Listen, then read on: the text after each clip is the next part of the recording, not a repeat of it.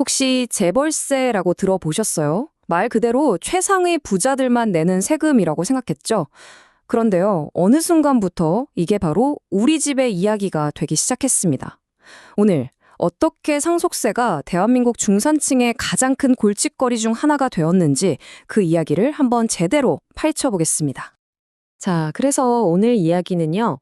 먼저 세금 폭판이라는 언론의 경고에서 시작해서 실제로 얼마나 폭발적으로 증가했는지 데이터를 들여다볼 거고요. 그리고 그 원인이 우리가 생각했던 것과는 전혀 다른 곳에 있다는 걸 발견하게 되실 겁니다. 또 세계적인 흐름과 비교해보고 마지막으로 그래서 우리가 꼭 알아야 할 핵심은 무엇인지 딱 짚어보겠습니다. 요즘 뉴스만 틀면 상속세 이야기가 정말 빠지지 않죠? 재벌세라는 별명이 무색하게 이제는 모두의 문제가 되었다는 목소리가 여기저기서 터져나오고 있습니다. 신문 헤드라인부터 국회까지 도대체 얼마나 뜨거운 감자가 됐길래 그럴까요? 보세요. 악명 높은 상속세. 언론에서 쓰는 단어부터가 벌써 느낌이 오죠. 최대 50%. 평생을 모은 재산의 절반을 세금으로 내야 할 수도 있다는 그 불안감이 사회 전반에 얼마나 넓게 퍼져 있는지를 보여주는 신호입니다. 이게 그냥 부자들 세금 걱정, 여기서 끝나는 문제가 아니에요. 예를 들어 평생을 바쳐서 중소기업을 일군 사장님이 있다고 생각해 보세요. 회사를 자녀에게 물려주려고 하는데 이 상속세 때문에 회사를 팔아야 할지도 모른다는 이야기가 나오는 겁니다. 개인의 문제를 넘어서 기업의 생존, 그리고 우리 일자리의 문제로까지 번지고 있는 거죠. 상황이 이렇다 보니까 결국 정치권까지 나섰습니다.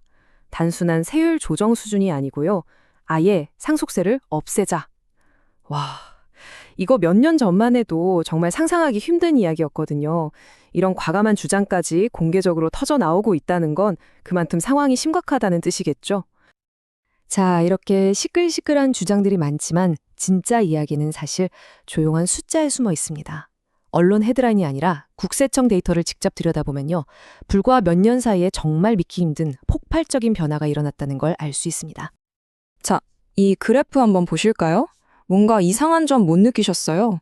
2016년까진 뭐 그럭저럭 완만했는데 2020년을 딱 지나면서부터 갑자기 그냥 수직으로 솟구쳐버리죠. 마치 댐이 터진 것처럼 무언가 극적인 변화가 바로 이때 일어났다는 걸 보여줍니다. 3.24배. 여러분, 이게 그냥 조금 늘었다 이런 수준이 아니에요. 불과 6년 만에 상속세를 내야 하는 사람이 3배 넘게 그야말로 폭발적으로 늘어났다는 뜻입니다. 아니 도대체 무슨 일이 있었던 걸까요? 사람들도 가만히 있지는 않았어요. 똑똑하게 반응한 거죠. 보세요.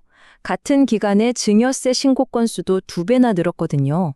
이건 뭐냐면 다가올 상속세 폭탄을 어떻게든 피해보려고 미리미리 재산을 물려주기 시작했다는 아주 절박한 신호인 겁니다.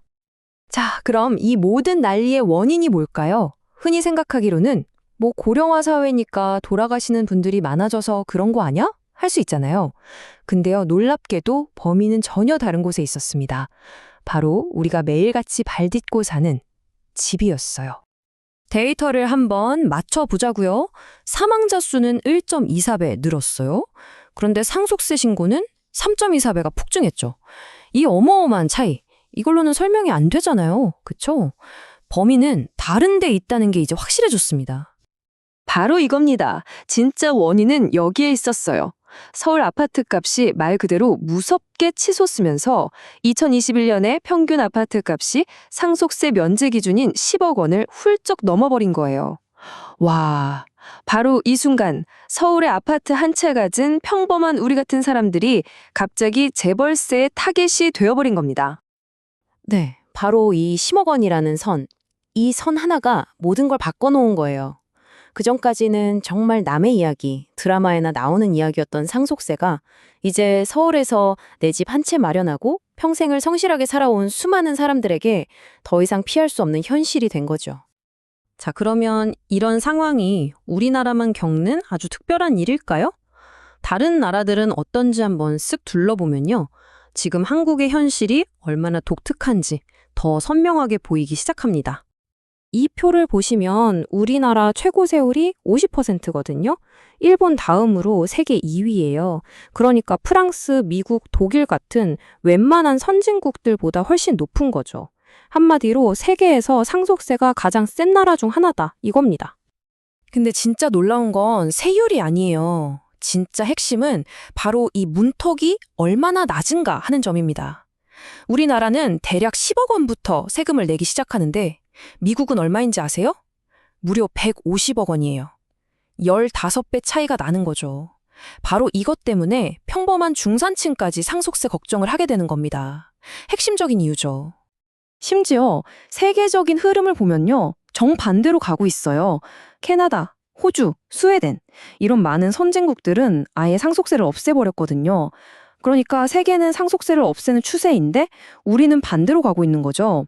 정말 독특한 상황 아닌가요? 자, 그럼 이렇게 복잡한 세금 앞에서 우리는 뭘 알아야 할까요? 아는 것이 힘이잖아요.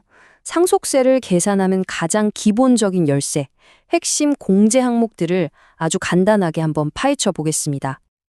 우리가 흔히 10억까지는 괜찮다, 10억 공제 이런 말 많이 하잖아요. 이 10억 원이라는 숫자의 비밀은 바로 이 두 가지를 합친 거예요. 하나는 일괄 공제 5억 원, 그리고 또 하나는 배우자 최소 공제 5억 원. 이걸 더해서 10억 원이 된 거죠. 사실은 하나의 덩어리가 아니라 두 개의 조각을 붙여놓은 셈입니다. 특히 이 배우자 공제는 계산법이 좀 복잡해요. 뭐 법정 상속 지분이 어쩌고. 근데 다 잊어버리셔도 되고 이것만 기억하시면 됩니다. 이것저것 따져서 둘 중에 더 적은 금액으로 공제를 받는데 그래도 최소 5억 원은 무조건 보장해준다 이겁니다. 최소 5억 원, 최대 30억까지요? 자, 이 모든 이야기를 듣고 나니 어떤 생각이 드시나요?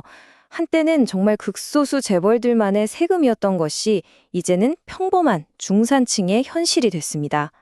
그리고 이건 단순히 세금 문제를 넘어서 한 세대가 평생 일궈온 자신의 집과 사랑하는 가족, 그리고 우리의 미래를 생각하는 방식 자체를 완전히 바꿔놓고 있는 건 아닐까요?